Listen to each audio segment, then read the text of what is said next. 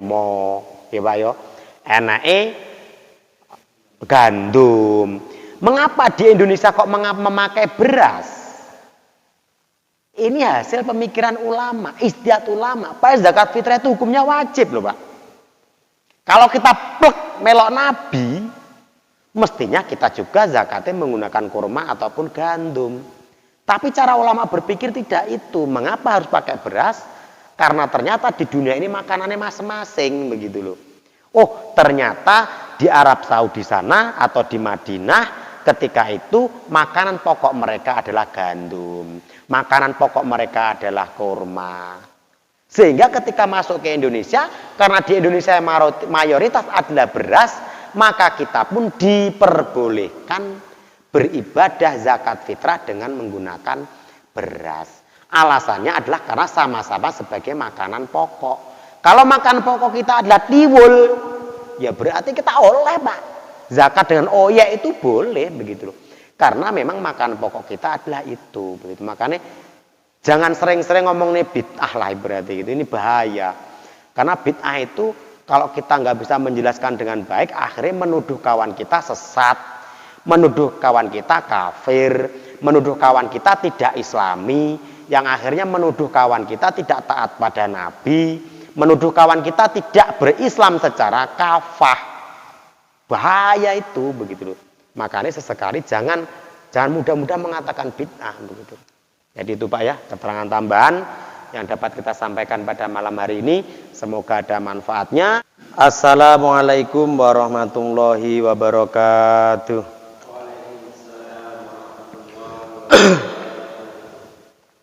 Bismillahirrahmanirrahim. Alhamdulillahirabbil alamin wassalatu wassalamu ala sayyidina Muhammadin wa ala alihi washabihi ajmain.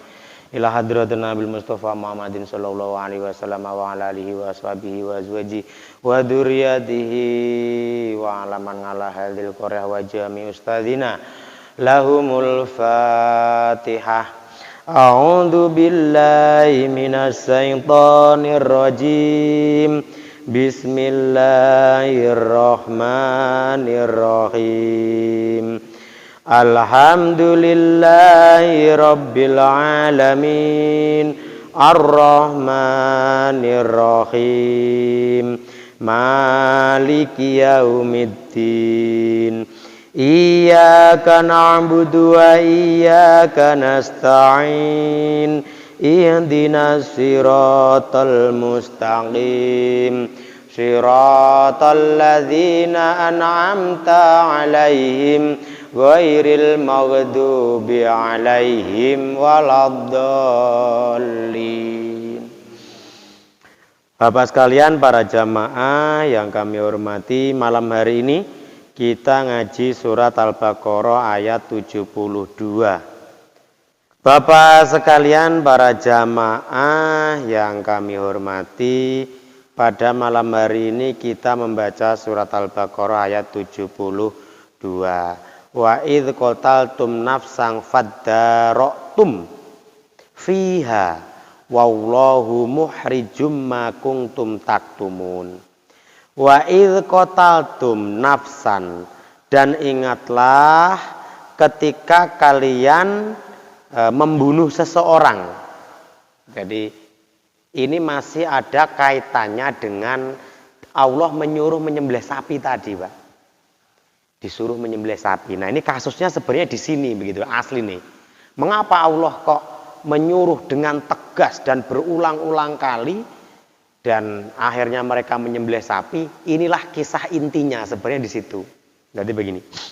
Dan ingatlah wa idh qataltum nafsan, dan ingatlah ketika kalian membunuh seseorang. Faddara'tum, kemudian kalian saling menuduh. Jadi ada sebuah pembunuhan di antara mereka. Mereka itu saling membunuh, si A nuduh si C nuduh si C, atau mungkin si B nuduh si A gitu. Saling tuduh menuduh begitu. Nah, disinilah inti ceritanya tadi. Allah menunjukkan kekuasaannya. Faddara'tum, maka kalian saling menuduh atau padulah masalah itu sopo sing mateni kan. Fiha, di dalam qatala nafsan tadi gitu. Di dalam fiha terhadap masalah pembunuhan tadi benake ngono jelaske ya Pak ya. Jadi di dalam pun nanti wallahu muhrijum ma kuntum taktumun. Kemudian Allah itu apa ya, muhrijum itu ning kene artine mudhir itu menunjukkan atau apa lah ya, ngetokne lah Pak. Menunjukkan makungtum taktumun, sesuatu yang kalian sembunyikan. Jadi yang membunuh itu nggak enek sing ngakoni Pak. Ada beberapa yang tahu tapi tetap disembunyikan begitu. Terjadi pembunuhan seseorang, kemudian mereka itu padu saling tuduh menuduh siapa pembunuhan itu. Kemudian Allah itu menyingkap lah penai bahasane penai, menyingkap masalah pembunuhan tadi. Wallahu muhrijum ma kuntum taktumun. Kemudian Allah menyingkap sesuatu yang kalian sembunyikan tadi. Karena ada beberapa orang yang tahu begitu loh. Begitu. Fakulna, kemudian aku berkata, Allah maksudnya ya, fakulna, aku berkata,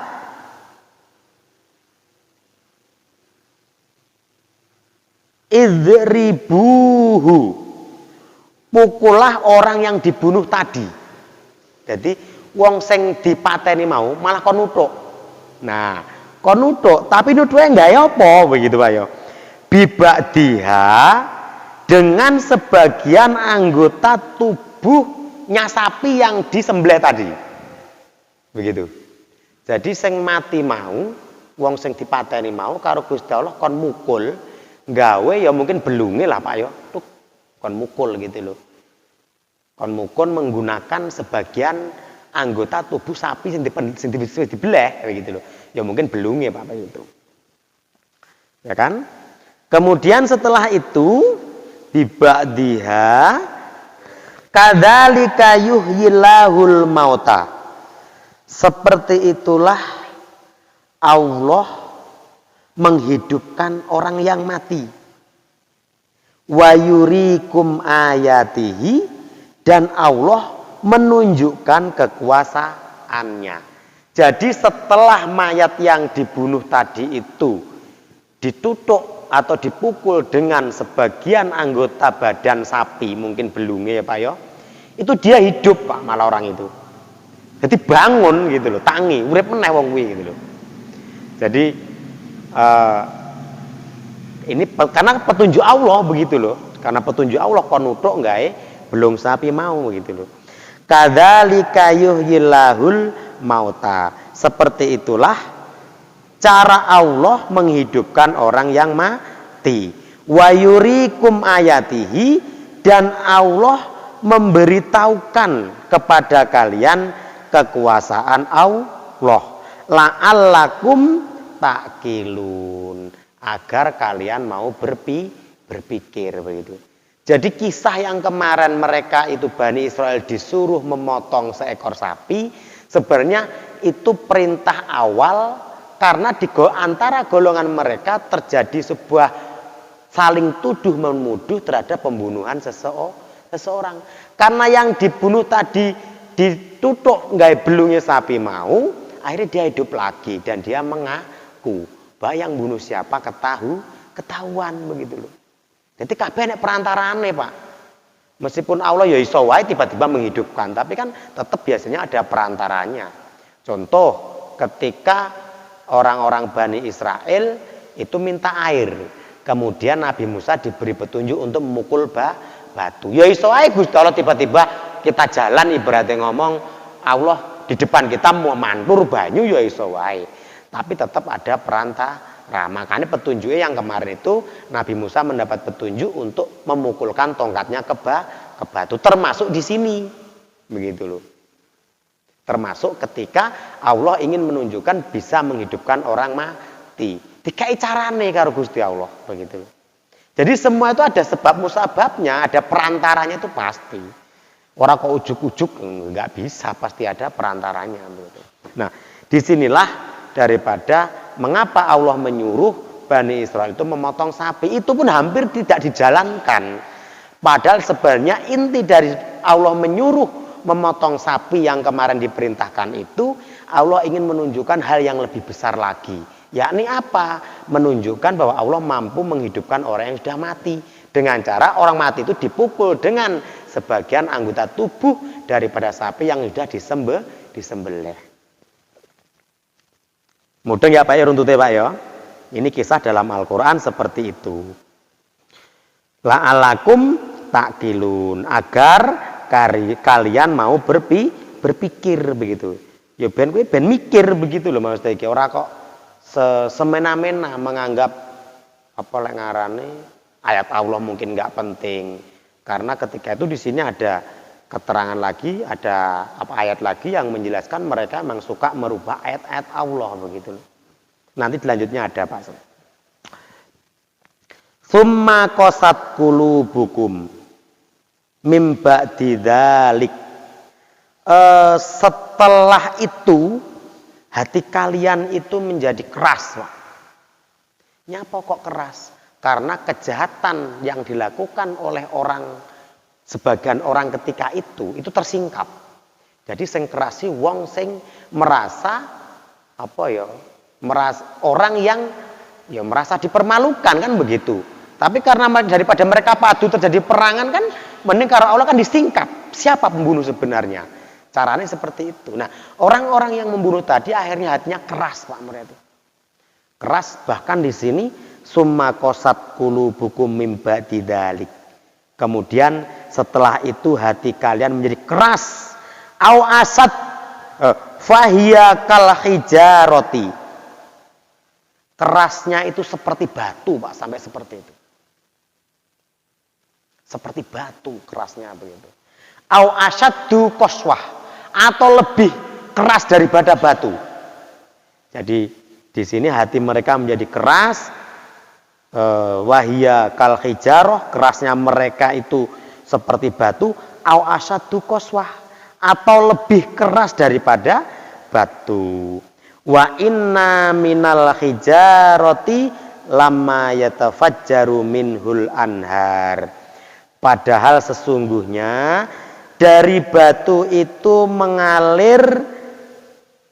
mengalirkan sungai atau mengalirkan air yang menjadi sungai, Pak.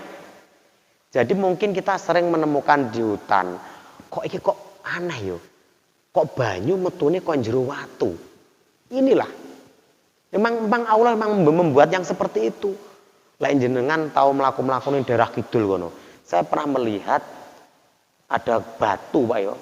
Itu malah tengahnya banyu itu mantur banyu, Pak, begitu loh. Aneh kan? Jadi watu gede, ketika itu ada air yang keluar dari batu itu dan nggak ada habisnya, begitu loh. Dan itu menjadi sehingga saking banyaknya air yang manur dari dalam batu itu menjadi sebuah sungai, begitu loh. Ini yang dimaksud begitu gitu. Jadi maksudnya Gusti Allah itu wong batu aja kadang bisa mengeluarkan air, kok hatimu lebih keras daripada batu. Air kan menyejukkan, mestinya kan begitu ya Pak ya. Makanya ibarat di sini adalah hati mereka menjadi keras seperti batu, bahkan lebih keras daripada batu. Padahal batu itu kadang-kadang bisa mengeluarkan sumber mata air tadi. Yang mata air karena banyak sehingga menjadi sebuah sungai begitu. Jadi kita mungkin banyak menemukan kata-kata ibarat, kata-kata sanepoan. Iya Pak, sanepo yang ngarani Pak yo. Perumpamaan begitu. Makanya kalau dipahami ente-entean karepe Gusti Allah ki apa to kok ngomongne watu, metu banyune begitu kan. Padahal apa? Nabi Muhammad itu hidup di padang pasir, Pak. Nabi kita Muhammad Shallallahu Alaihi Wasallam itu hidup di padang pasir, nggak pernah ngerti enek watu ngetokne banyu itu nggak pernah, ibaratnya kan begitu ya tuh. Tapi karena ini ayat-ayat Allah, firman Allah, ya udah diterima saja. Tapi coba di negara-negara seperti Indonesia ini banyak sekali sumber mata air yang keluarnya itu dari batu, banyak kanan kiri metu air dari batu itu sehingga jadi sungai sampai akeh mata air mau kan begitu. Kita lanjutkan. Wa inna minha lamma yashaqqaqu fayahrijul ma. Ada kalanya sesungguhnya dari batu itu batu yang terbelah, kemudian dari batu yang terbelah itu keluar air lagi, Pak. Ada kalanya memang di batu yang terbelah, kemudian batu itu di sela-sela batu yang terbelah itu keluar mata air begitu. Makanya lain daerah, saya pernah lihat kayak daerah Tanah Merah ya Pak yo. Daerah mana itu? Daerah Kidul kono lah itu, tanah-tanah merah seperti itu.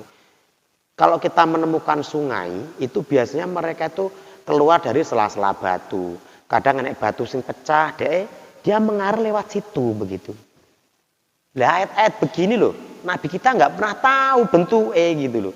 Karena ini memang ayat Allah, ya udah diterima aja. Dan memang Allah seperti itu. Begitu rasa kaget begitu. Iki aneh banyu metu kon jero watu kan. Karena memang udah ayatnya sudah ada juga, Allah menciptakan memang seperti itu. Maksudnya Allah itu meskipun keras karo kaya batu mbok yo ijek lunak, ada manfaatnya. Maksudnya begitu. Tapi kan mereka lebih keras dari batu itu begitu. Fayahruju minhul ma wa inna minha lamma yahbitu min khosyatillah. Ada kalanya apa lek ngarani dari air itu minha dari air yang keluar dari batu itu jatuh Pak dia Pak. Jatuh. Jadi jatuh manu kondur jeblok ning ngesor gitu. Jatuh.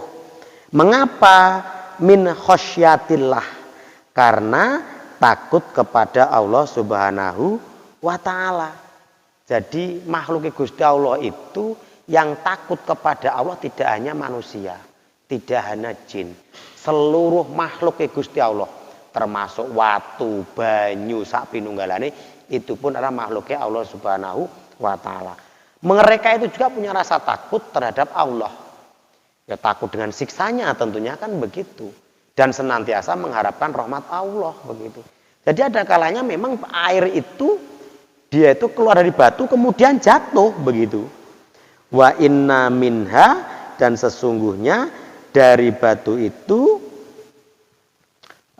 kadang jatuh dari batu itu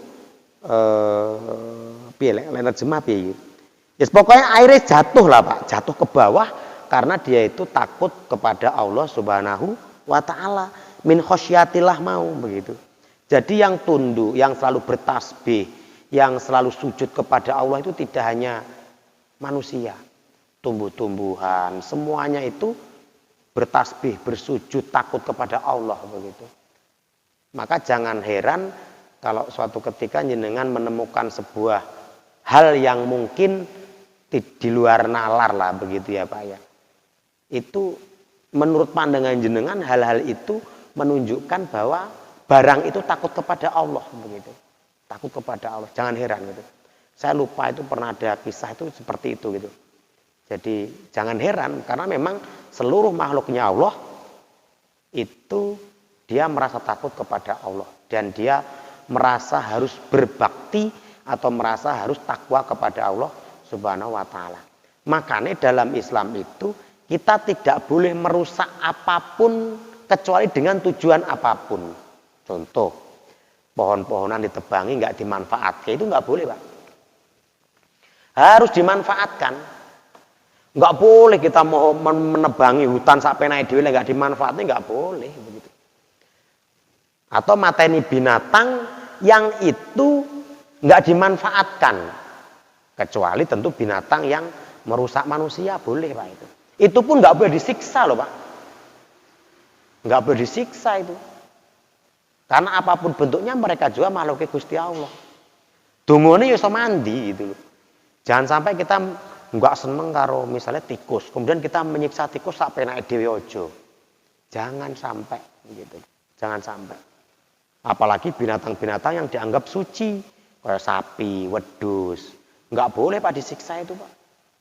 Jadi aku duwe tangga iku ning Jepara kono mbiyen niku kerjaane kuwi nggawoni kayu glondongan ditumpakne gerobak sing narik sapi.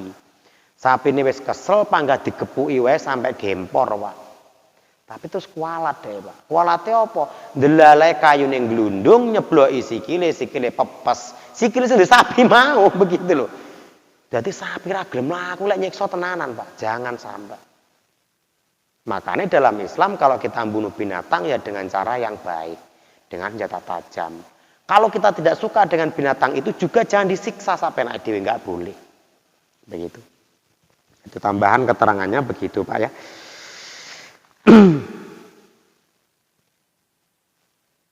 Bin khosyatillah wa maulahu bighafilin amma ta'malun. Dan Allah tidaklah lupa terhadap apa yang kalian kerjakan. Artinya apa di sini? Allah itu selalu tahu, selalu ingat apa yang kita kerjakan, Pak. Meskipun dosa kita ditutup-tutupi, kalau itu menimbulkan masalah bagi orang lain, ya Pak, ya. Suatu ketika pakai akan terbuka juga, begitu loh. Di dunia aja udah disingkap oleh Allah, apalagi di akhirat. Kecuali masalah itu tidak tahu orang lain, udah tutup aja, minta ampun kepada Allah, begitu loh. Makanya kalau kita berbuat dosa, ojo malah bangga diceritane konco-konco, nih, begitu. Tapi kalau menimbulkan masalah yang besar seperti ini, mereka saling tuduh menuduh kan hampir perang akhirnya kan, hampir gelut begitu. Akhirnya Allah membuka tabir siapa yang membunuh tadi. Tapi kalau secara pribadi tahu berbuat dosa kepada Allah, yo aja diceritane kancane, gitu loh. Wis menang wae, njaluk sepura ning Gusti Allah. Asal tidak ada orang yang tahu berarti Allah cek sayang karo kita. Allah maha sayang kepada kita, bahwa Allah itu menutupi aib kita begitu. Jadi begitu. Paham ya? Jadi lek cara ya semua orang Pak aku mbiyen ya pernah sih nyolongi degane wong Pak Haji ngono. Pak Haji minta degannya. Wes kancaku menek dikit-dikit ngempek sak penake dhewe begitu loh. Ya karena saya juga masih ingat jenenge Pak Haji Muhsin itu, ya semoga dosanya diampuni oleh Allah lah ya. Beliau sudah meninggal dunia dan saya juga tidak sempat minta maaf, semoga disepuro kan begitu ya Pak ya. Ya ini pengakuan nggak apa-apa di hadapan jenengan semuanya gitu, karena ya itu pernah berbuat seperti itu begitu loh. Mungkin ada dosa-dosa yang lain yang tidak perlu saya ceritakan ke jenengan, saya juga pernah berdosa kan begitu ya Pak ya. Begitu ya Pak. Ya namanya manusia tidak lepas dari dosa, itu pasti ada. Cuman kalau itu nggak penting, udah saya aja yang tahu, nggak perlu ceritakan ke teman, ke kawan, nggak usah. Cukup hanya kita yang tahu dan minta ampun kepada Allah Subhanahu wa taala. Dan di sini memang Allah wa maulahu bighafilin amma ta'malun. Dan Allah tidaklah lupa apa yang kalian kerjakan. Jadi apapun yang kita kerjakan Allah pasti tahu begitu. Ya kalau kita minta ampun ya insya Allah lah. Rahmati Gusti Allah luwih akeh daripada kesalahan kita kan begitu ya toh. Itu pernah ada kisah itu, ada seorang sahabat yang dia terkenal sebenarnya wali mungkin Pak ya ketika itu. Jadi terjadilah sebuah panas yang sangat panas, tidak seperti biasanya, beberapa bulan hampir setahunan ya, sehingga tidak ada air. Akhirnya seorang budak itu bahasanya demonstrasi dengan Gusti Allah, minta hujan begitu loh. Jadi dia ngomongnya, ya duh Gusti, niki sirah kula niki sujud teng jenengan. Lek jenengan dereng maringi udan, kula dereng ngangkat sirah kula, sampai segitunya. Karena kalau kita minta dengan sungguh-sungguh ya insya Allah begitu. Artinya kita demonstrasi di Allah itu, demonstrasi terang-terangan begitu loh. Ora etok-etokan begitu, karena demi orang banyak begitu. Dan memang Allah ya bahasanya tanda petik kadang-kadang ya bisa dipaksa barang begitu loh ya Pak ya. Bisa dipaksa asal kita sungguh-sungguh kan berarti maksa ada. Ibaratnya kita minta kepada orang tua kita ya untuk maksa sithik begitu loh. Ya catatannya tentu kita menjadi orang yang taat. Iya toh? Lah kalau kita nggak taat dengan orang tua mbok maksa ora tekei iso kan begitu ya Pak ya. Ya berarti kita maksa Gusti Allah untuk memberi sesuatu kepada kita. Lah dhewe ora taat to arep maksa Gusti Allah. Lah itu yang berdoa itu memang apa namanya? Yang berdoa itu memang hamba Allah yang suci. Hamba Allah yang rajin ibadah, hamba Allah yang taat-taat, bener taat, demonstrasi ya ora apa-apa begitu loh. Begitu. Jadi memang kadang-kadang ya harus kita rodok ngeyel karo Gusti Allah. Ngeyel kita, ya kita harus menjadi orang yang soleh dulu di hadapan Allah sebelumnya. Ora sak penake dhewe, ora tau taat ujug njaluk, kan repot. Repot kalau kayak gitu. Harus taat dulu begitu loh. Kita lanjutkan ya, Pak ya. Wallahu bighafilin amma ta'malun.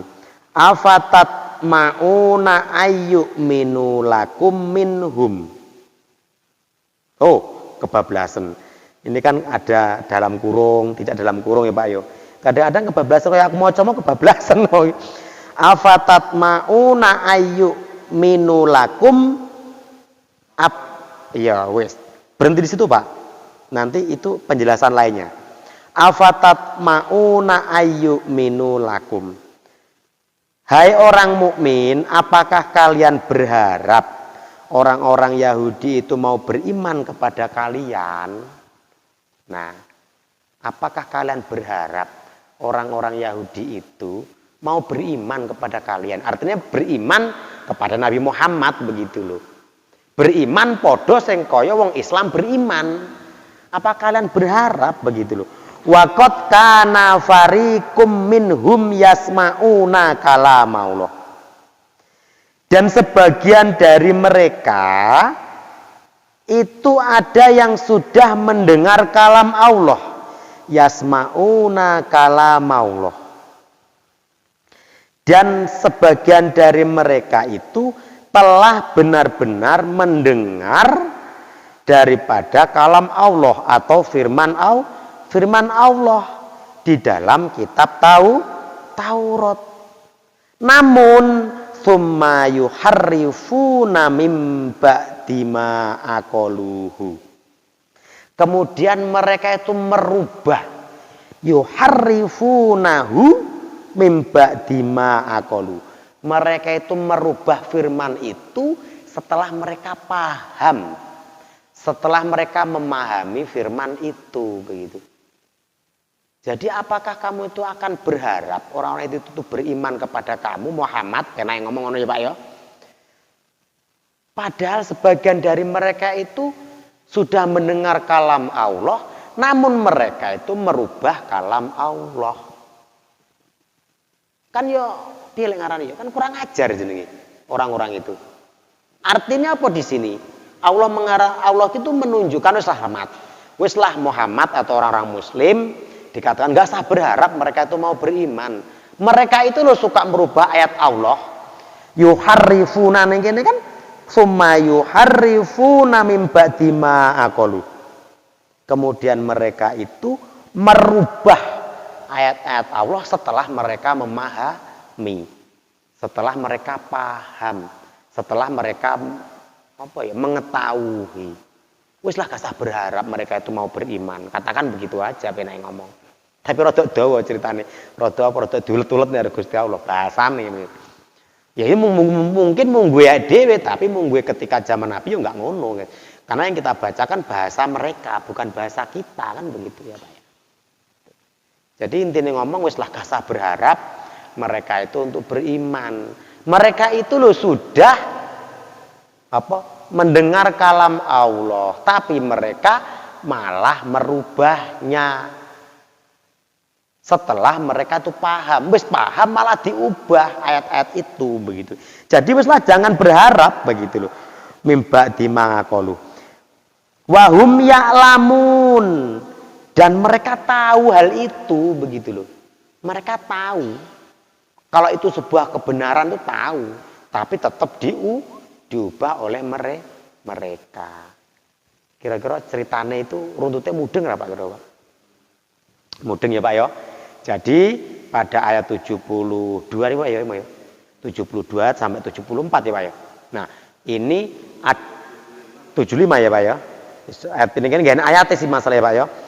Ayat ini menjelaskan ending daripada mengapa Allah menyuruh mereka memotong hewan atau sapi. Allah menyuruh mereka untuk memotong sapi, katakan berkurban begitu loh. Allah menyuruh mereka begitu loh.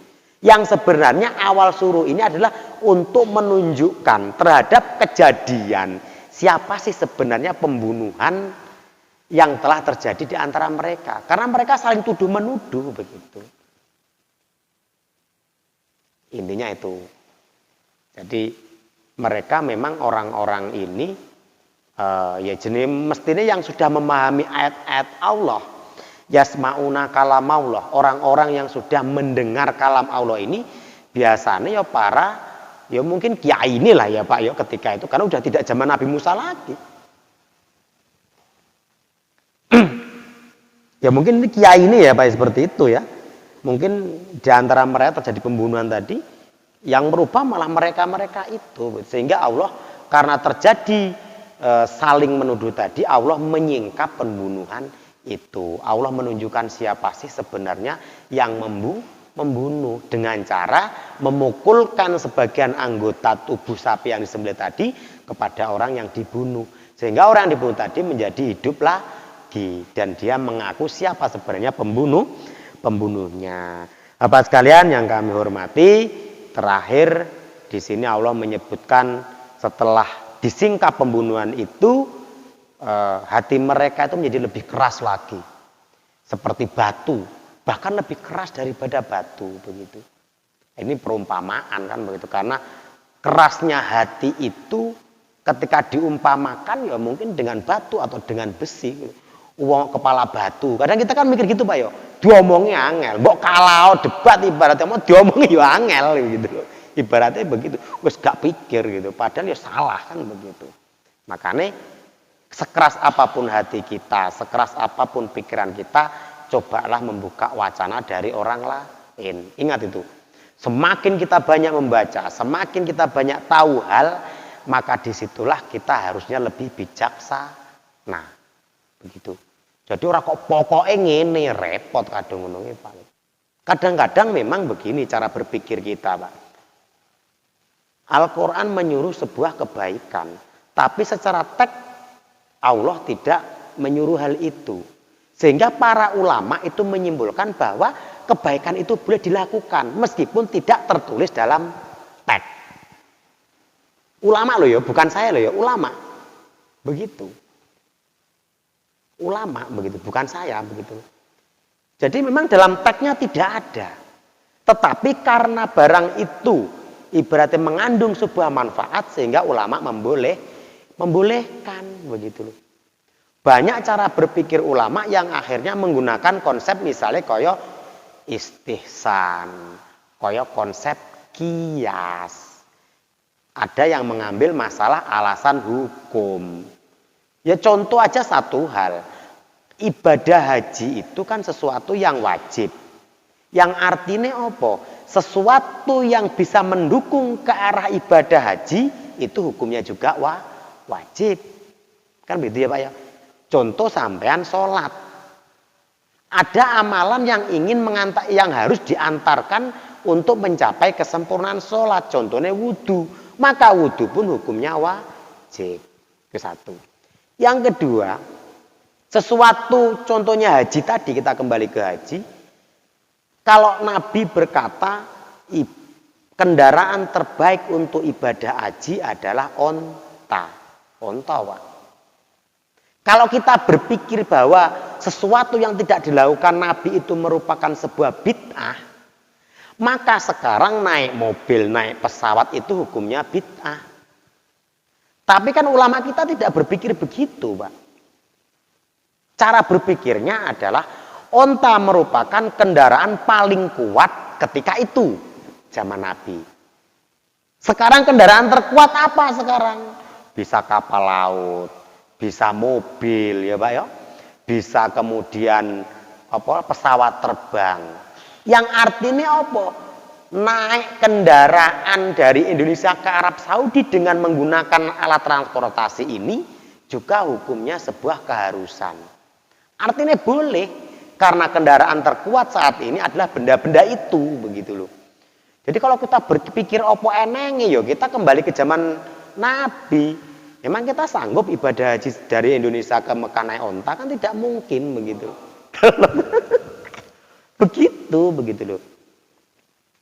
Maka orang-orang yang sering mendengungkan bid'ah, katakan begitu.